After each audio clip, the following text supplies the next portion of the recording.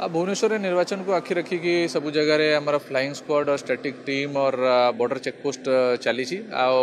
Main उद्देश्य हूँ कि कौन प्रकार भी जब मॉडल कोड वायलेसन कोटी करा इमिडिएटली पहुँचवा डिटेक्ट करवा और कार्यानुष्ठान ग्रहण करार अच्छी गतकाली आमर पोखरीपुटे गोटे स्टैटिक सर्वेलेंस टीम जितेबाला चेकिंग करूला गोटे गाड़ी किसी पैसा डिटेक्ट होती जहाँकि जना पड़ा कि अराउंड 3.5 लाख अच्छी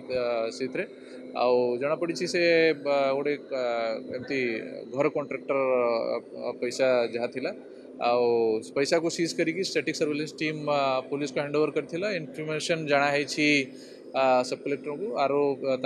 जो स्क्रीनिंग कमिटी अच्छी से माने देखती कि से को पर्पस पैसा जाऊला और कहार पैसा अच्छी वेदर से अकाउंट फॉर करी परिबे कि नहीं पैसा को एड़ा सब देखला परे जहाँ डिसीजन नेवा कथा से स्क्रीनिंग कमिटी डिसीजन नौछि।